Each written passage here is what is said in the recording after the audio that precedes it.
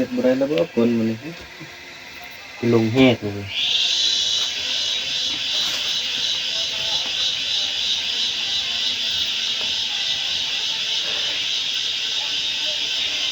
เจ้าบ่เฮ็ดเอาไม้มัดขามันฮะ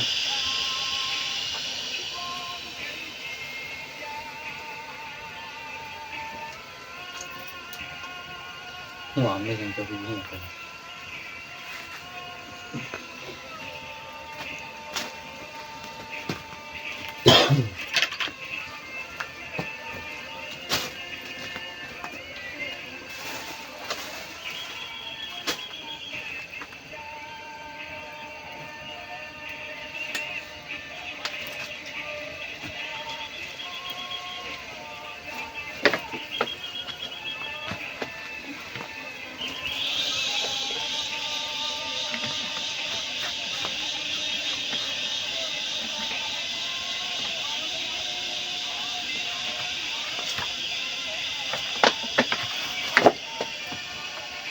เดี๋ยวนี้เลยนะกันเลยวะใช่แล้ว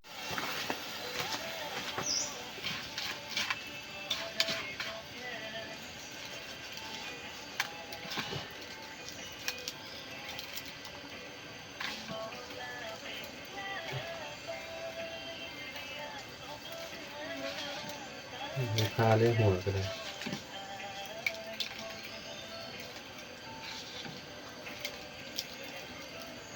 ตีมันก็โลกได้ยังไงนะ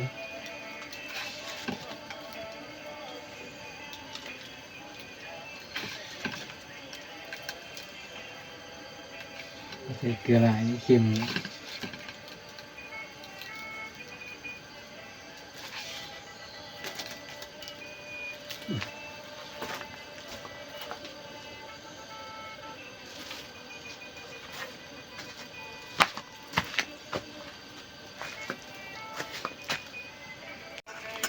ทุกคน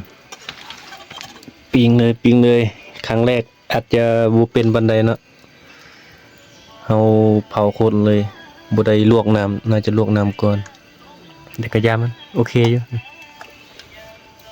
ไฟร้อนๆค่อยค้างไว้ทุกคนเลยเดี๋ยวเห็ดเจียวตับมันบัดนะหากระต้มตับแล้วเดี๋ยวเห็ดเจียวตับ